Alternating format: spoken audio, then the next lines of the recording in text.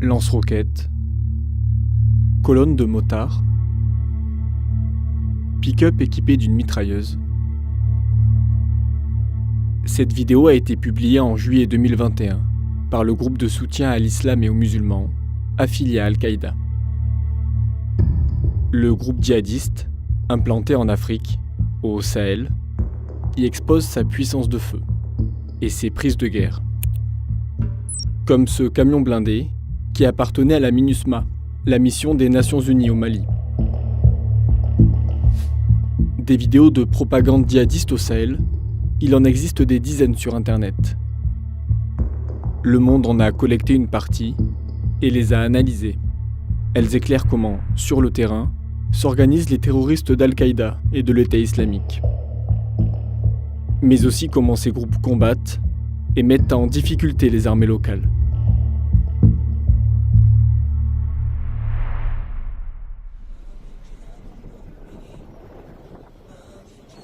Dans le désert sahélien, le 10 décembre 2019. Une colonne de motos se dirige vers la base militaire nigérienne d'Inates, à moins de 5 km de la frontière malienne. Ces hommes font partie de l'État islamique au Grand Sahara, un groupe terroriste djihadiste très actif dans cette région. Lorsque l'attaque débute, on aperçoit furtivement 7 hommes. Derrière une mitrailleuse, montée de manière artisanale sur une moto. Ce mur et ce buisson indiquent qu'ils se trouvent ici, à environ 300 mètres de la base militaire. Ils tirent avec une mitrailleuse de 12,7 mm. Un gros calibre qui peut être utilisé pour fixer l'adversaire, c'est-à-dire pour l'empêcher de bouger sous un feu nourri. Quelques mètres plus loin, cet autre djihadiste est filmé. Une courte séquence qui apporte une information précieuse, l'heure du début de l'attaque. En croisant le jour connu de l'assaut, la localisation de cet homme et la longueur de son ombre, nous avons pu déterminer que l'attaque a débuté aux alentours de 14 heures. Quelques scènes de combat plus tard, on aperçoit ces 3 hommes armés. Ce sont les premières images des djihadistes à l'intérieur de la base.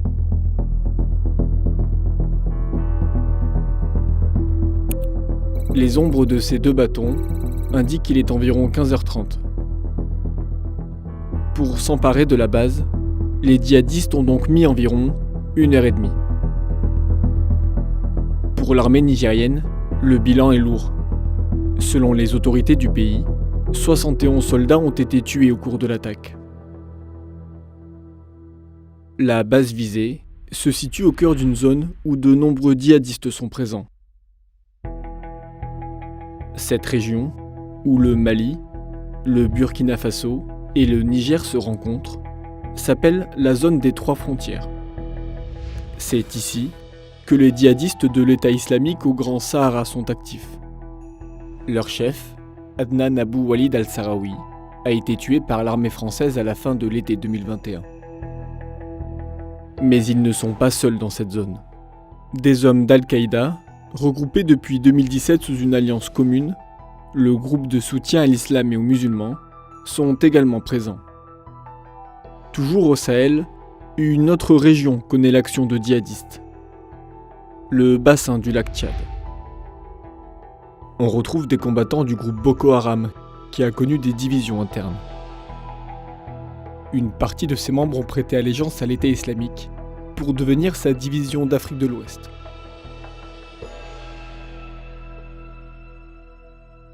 Nigeria, le 10 février 2021, dans la localité d'Askira. Des djihadistes affiliés à l'État islamique lancent une offensive. Sur ces images diffusées par l'organe central du groupe, un véhicule mène l'assaut. C'est un blindé FV-103 Spartan, qui équipe normalement l'armée nigériane. Derrière lui, 2 autres véhicules. Leur camouflage est identique à ceux de l'armée nigériane. Il s'agit de matériel dérobé à l'armée nigériane par les djihadistes. Une prise de guerre qui leur permet de bénéficier d'un effet de surprise en approchant au plus près de leur cible.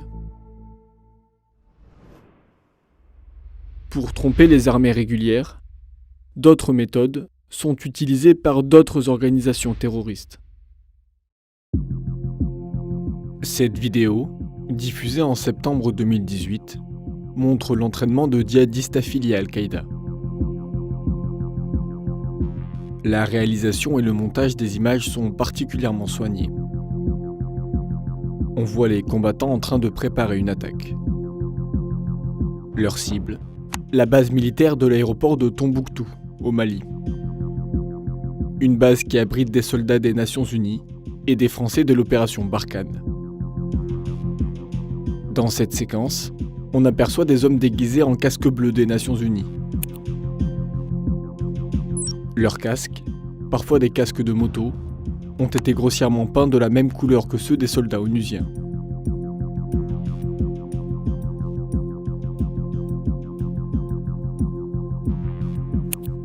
Le véhicule qui les accompagne est lui aussi modifié pour y ressembler, avec de la peinture blanche et le sigle des Nations Unies.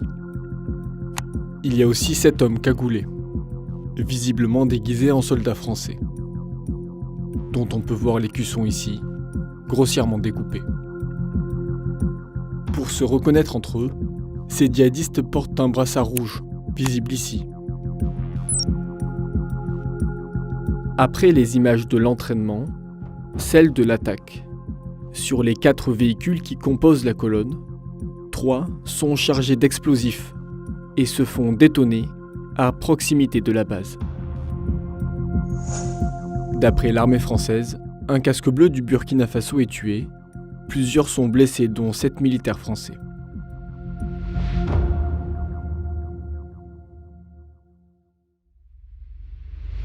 L'utilisation de véhicules piégés ne se limite pas à cette région du Sahel. Dans les environs de la ville de Baga, au Nigeria, près du lac Tchad, en janvier 2019. L'État islamique en Afrique de l'Ouest diffuse des images de ses combattants avec leurs prises de guerre. On y voit des véhicules blindés, ou bien ce camion, équipé d'un lance-roquettes multiple. L'appareil contient encore 15 munitions prêtes à être utilisées, que l'on peut apercevoir ici, à l'arrière du lanceur. 2 véhicules, à l'allure étrange, sont également présents dans le convoi. Ce sont des véhicules suicides. Remplis d'explosifs, ces véhicules sont pilotés par des terroristes kamikazes et renforcés par des plaques de métal pour se protéger contre les tirs. Leur mission, progresser au plus près de l'adversaire avant de se déclencher. Depuis 2019, les djihadistes de ce groupe multiplient ce mode d'action. Une technique directement inspirée de ce qu'a fait l'État islamique central en Syrie et en Irak entre 2013 et 2019. Mais l'action des groupes djihadistes au Sahel ne se limite pas à quelques brefs coups de force armée. Ce reportage photo, diffusé par l'agence de l'État islamique Amaq, montre une distribution de tracts au Nigeria en août 2021. En légende, sur chacun des clichés diffusés, on peut lire « Distribution de brochures de plaidoyer aux musulmans ordinaires expliquant les dangers d'aider ou de rejoindre des apostats. » D'après les djihadistes, ces apostats, ce sont leurs adversaires locaux. Soldats réguliers, politiques ou milices pro-gouvernementales. Avec ces photos, le groupe tente de montrer son emprise et son influence sur la population locale. Cette vidéo a été tournée à la frontière entre le Mali et le Burkina Faso. Des hommes armés, très probablement affiliés à Al-Qaïda, haranguent quelques dizaines de civils en langue peul.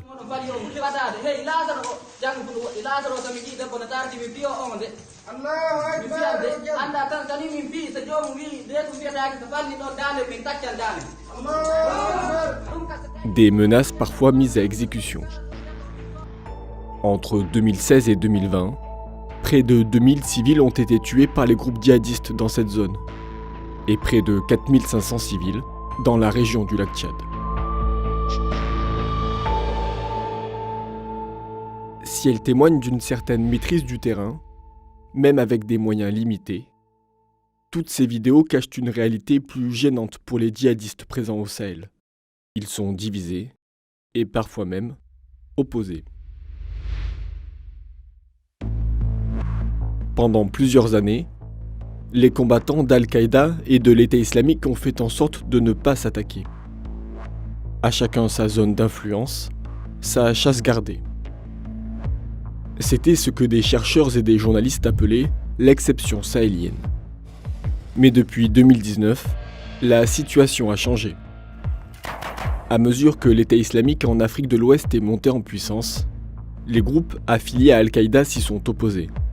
Un conflit repris dans la propagande djihadiste des deux camps. Comme ici, dans une vidéo de l'agence Hamak de l'État islamique. Attaque par des combattants de l'État islamique dimanche 2 août contre un rassemblement de membres d'Al-Qaïda à l'ouest de la ville de Ménaka au Mali, 18 septembre 2020. Sur ces images, les combattants de l'État islamique tuent au moins 3 membres d'Al-Qaïda. Selon l'ONG Akhled, entre 2019 et 2020, ces affrontements entre djihadistes ont tué, dans leur rang, plus de 300 combattants.